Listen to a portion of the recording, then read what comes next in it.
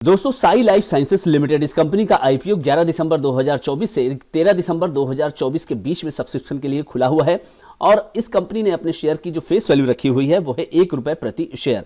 Price band होगा ₹522 से ₹549 प्रति शेयर का और एक लॉट में 27 शेयर्स होंगे। दोस्तों कंपनी के टोटल इशू साइज की बात करें तो कंपनी को साइज चाहिए 3042 करोड़ 62 लाख रुपए, जिसमें से कि 950 करोड़ रुपए कंपनी का ये है फ्रेश इशू जो कि कंपनी के पास जाएगा। और ऑफर फॉर सेल की बात करें तो ये होगा 2092 करोड़ 62 लाख रुपए, ये कंपनी के प्रमोटर्स के पास जाएगा।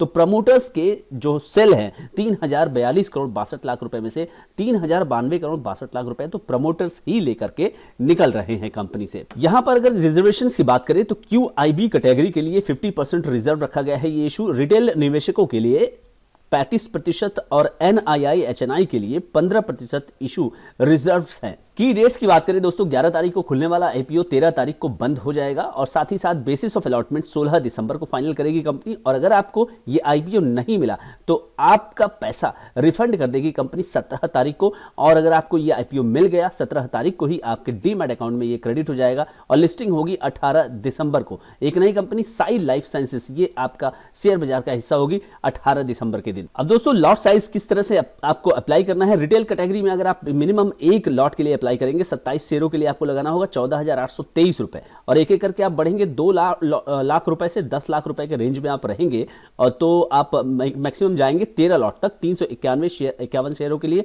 1,92,699 रुपए तक आप पहुंचेंगे।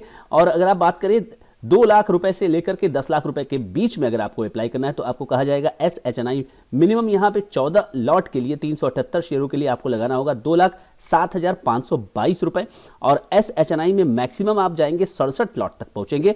इसी में मतलब 1809 शेयर तक आप पहुंचेंगे 9,93,141 रुपए।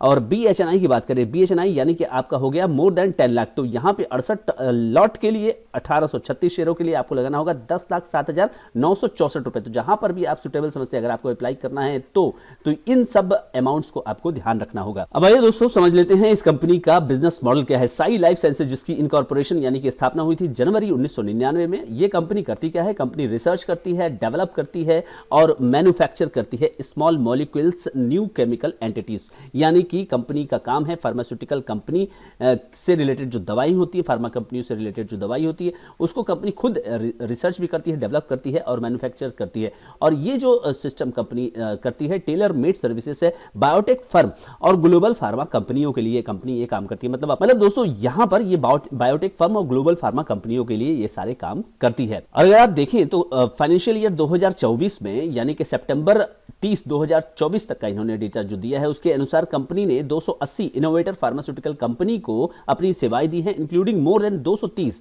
एक महीने के अंदर 230 कंपनियों को सेवाएं कंपनी दे रही है। अमंग्स क्लाइंट कंपनी की जो क्लाइंट्स है उसमें से कंपनी ने 18 of the top 25 pharmaceutical company जो दुनिया की सबसे बड़ी कंपनियां है 25 उसमें से 18 कंपनियों के साथ कंपनी का बिजनेस है, रेवेन्यू है कैलेंडर ईयर 2023 तक का। और सर्विसेज जो कंपनी अक्रॉस ऑफर कर रही है और वो जो एरिया है वो यूरोप, जापान, US और UK में ऑफर करते हुए नजर आती है। कंपनी का जो बिजनेस डेवलपमेंट टीम है उसमें 16 एक्सपीरियंस और क्वालिफाइड प्रोफेशनल है, जिसमें से कि 6 को कंपनी ने जो है US में और 9 को UK में, यूरोप में और 1 को जापान में शिफ्ट किया हुआ है, लगाया हुआ है। और कंपनी की स्ट्रेंथ की बात करें तो कंपनी जो कैपेबिलिटी है वो आता है CDMO सेक्टर में। CDMO सेक्टर जिसको बोलते हैं contract development and manufacturing organisation, उसमें कंपनी काम करते हुए नजर आती है। और जो कैपेबिलिटी है कंपनी की केमिस्ट्री, मैन्युफैक्चरिंग एंड कंट्रोल जिसको कि CMC कहते हैं उसमें है कंपनी। और CRO सर्विसेज कंपनी का है जिसमें कि company integrated discovery capability, biology, chemistry, drug metabolism और फार्माकोनाइटिक्स में काम करती है। दोस्तों 30 सितंबर 2024 तक के डेटा के अनुसार कंपनी के पास 2353 साइंटिफिक स्टाफ हैं और मेजॉरिटी ऑफ साइंटिफिक स्टाफ जो होल्ड करते हैं एडवांस डिग्री होल्ड करते हैं, जिसमें से कि 302 PhD है और 1475 मास्टर डिग्री के साथ कंपनी के साथ जुड़े हुए हैं। और 30 सितंबर 2024 के आंकड़ों को अगर देखा जाए तो कंपनी के पास 3135 एम्प्लॉइज हैं जो कि अलग अलग कैपेबिलिटी के साथ CRDMO वैल्यू चेन में कंपनी के साथ जुड़े हुए हैं। तो दोस्तों CRDMO सेक्टर में कंपनी जो है जो प्लेटफॉर्म प्रोवाइड कर रही है उसमें डिस्कवरी, डेवलपमेंट और मैन्युफैक्चरिंग का काम यहां चल रहा है। CRO सर्विसेज में इंटीग्रेटेड डिस्कवरी कैपेबिलिटी है जिसमें बायोलॉजी, केमिस्ट्री और ड्रग मेटाबॉलिज्म और फार्माको नाइटिक्स में कंपनी काम कर रही है और CDMO प्लेटफॉर्म में डाइवर्स मिक्स ऑफ कमर्शियल और under development molecules company develop करती है। अब दोस्तों यहां पर आपने बिजनेस मॉडल देख लिया, कंपनी दूसरों के लिए काम करती है, दूसरों के लिए ड्रग की रिसर्च से लेकर के मैन्युफैक्चरिंग तक का काम कंपनी करती है।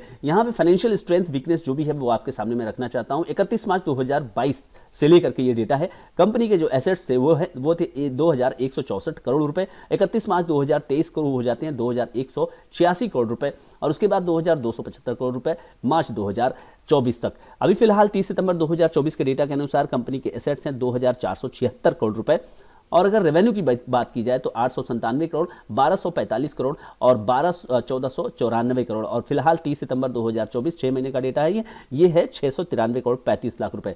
तो रेवेन्यू कंपनी ने यहाँ अगर आप इसे डबल करें तो अगर इसको 900 से डबल करें, 900 से डबल अगर आप करेंगे तो 1800 करोड़ के आसपास कंपनी पहुंचते हुए नजर आ सकती है अगले साल। मुझे लगता है कि 20 प्रॉफिट आफ्टर टैक्स की बात करें दोस्तों, कंपनी कमा रही है 6 crore 23 lakh, then 9 crore 99 lakh, 82 crore.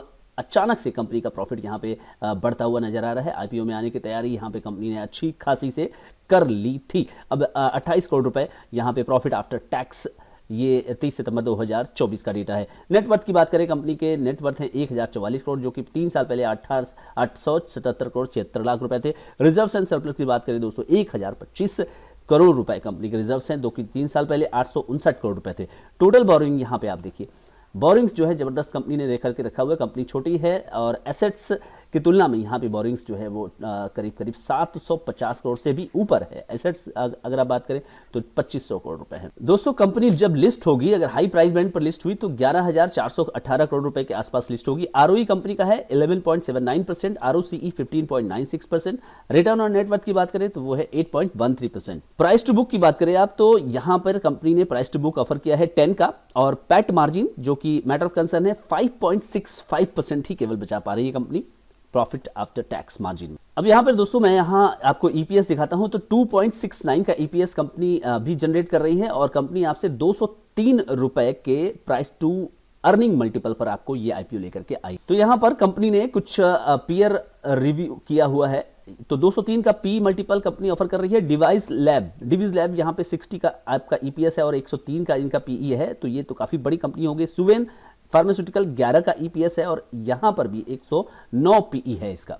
Syngene international की बात करें तो कंपनी ने जब आरएसपी बनाया था तो वहां के डेटा के अनुसार 12 का ईपीएस है और यहां कंपनी 73 के पीई पर अवेलेबल है। तो ये सारी कंपनियां जो है ये कंपेरेबल है नहीं, अलग अलग साइज की कंपनियां हैं, लेकिन कंपनी का भी वैल्यूएशन अगर आप देखें जो आपके सामने कंपनी है साई लाइफ, ये मतलब जबरदस्त यहाँ पे 203 के पीई मल्टीपल पर कंपनी अपने आप को लेकर के बाजार में उपस्थित है। दोस्तों 11 तारीख है और 549 रुपए के हाई प्राइस बैंड की बात करें और यहां पर अगर कंपनी के जीएमपी की बात करें तो मात्र 5.65% ये ट्रेड करता हुआ नजर आ रहा है ग्रे मार्केट प्रीमियम में। कंपनी ने आरएसपी में कुछ रिस्क फैक्टर की घोषणा की हुई है, उसके अनुसार आइए देख लेते हैं कि किस तरह से कंपनी अपने आप को रिस्क में पाती है। Business is dependent on biotechnology और एंड फार्मास्यूटिकल कस्टमर। तो बिजनेस जिस टेक्नोलॉजी में डिपेंडेंट है और कस्टमर जिस जहां से रेवेन्यू आता है उनमें अगर थोड़ा बहुत भी ऊपर नीचे होता है तो कंपनी का कहना है कि रेवेन्यू इंपैक्टेड हो सकते हैं। इसके अलावा दोस्तों कंपनी जो है वो कमर्शियल वायबल ड्रग्स जो है वो डेवलप करती है और अगर इस दिशा में अगर कंपनी इन फ्यूचर फेल होती है तो वहां पर बिजनेस इनका इंपैक्ट कर सकता है, रेवेन्यू इंपैक्ट कर सकता है। तो जो इनकी कैपेबिलिटी है वही अगर कमजोरी बन जाए तो वो एक समस्या वाली बात हो सकती है। तो जैसा कि ये फर्म है दोस्तों पूरी तरह से रिसर्च एंड डेवलपमेंट पर बेस्ड है और रिसर्च एंड डेवलपमेंट में जो इनकी टीम है, जो प्रोफेशनल टीम है, जिसमें कि कंपनी ने बताया है कि हाई डिग्री होल्ड करते हैं, अगर ये रिसर्च एंड डेवलपमेंट नहीं कर पाते हैं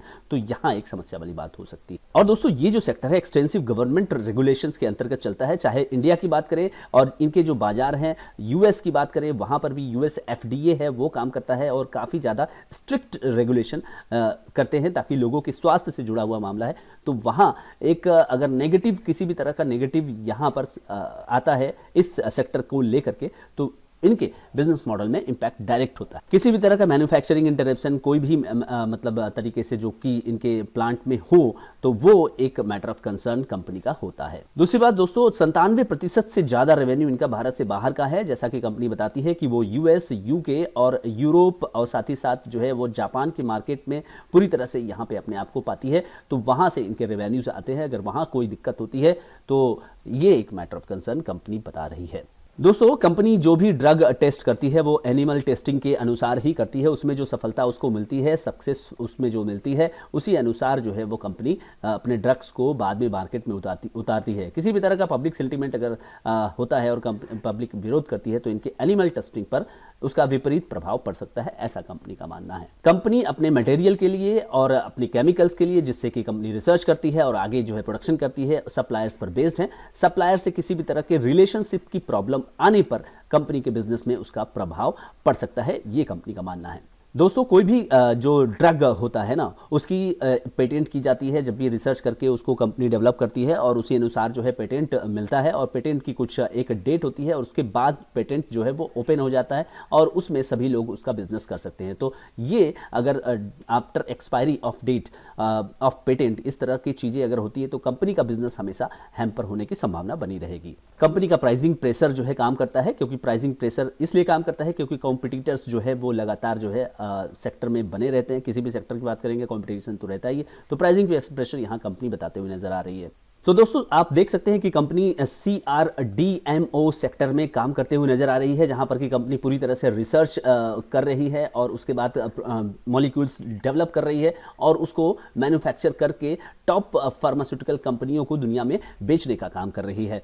कंपनी का अगर आप रेवेन्यू देखें तो वो इंटैक्ट है, और लेकिन एक समस्या यहाँ पर कंपनी के प्रॉफिट आफ्टर टैक्स मार्जिन में है, जो कि जस्ट 5% के रेंज में चल रहा है। तो यहाँ पर एक यूनिक कॉन्सेप्ट के साथ ये कंपनी आपको उपलब्ध है।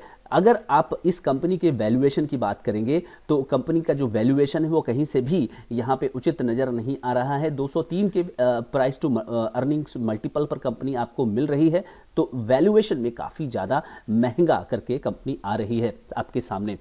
और दूसरी बात दोस्तों, अगर बात करें यहाँ पर कंपनी OFS के जरिए यहाँ पे 2000 करोड़ रुपए से ज़्यादा कंपनी के प्रमोटर्स लेकर के निकल रहे हैं, और उसके बाद काफ़ी कम यानी कि ऑलरेडी कम यहाँ पर जो प्रमोटर्स की संख्या है वो करीब 44% है, उसके बाद ये और गिर जाएगी। तो ये एक नेगेटिव फैक्टर इस IPO का मुझे लगता है। तो क्या करना चाहिए दोस्तों, जहाँ तक मेरा प्रश्न है, जिसपे कि आपको इन्फ्लुएंस नहीं होना है, आपको किसी भी तरह के अपने डिसीजन लेने के लिए अपने फाइनेंशियल एडवाइजर से समझना है। दोस्तों लिस्टिंग गेन यहाँ पर अगर ग्रे मार्केट प्रीमियम की बात की जाए, वैल्यूएशन की बात की जाए, कंपनी के शेयर्स जिस वैल्यूएशन पर कंपनी ऑफर कर रही है, तो दोनों ही में कंपनी के जो शेयर्स हैं यहाँ पर फिट नहीं बैठ रहे हैं।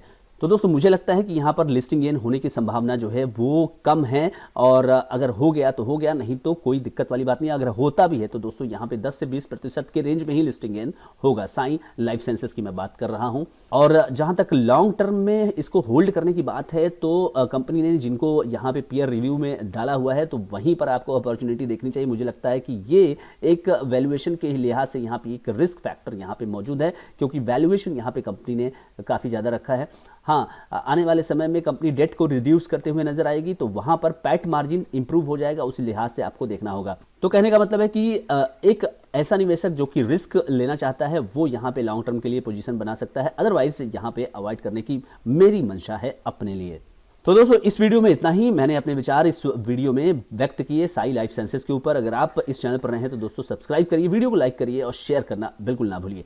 Thank you so much friends.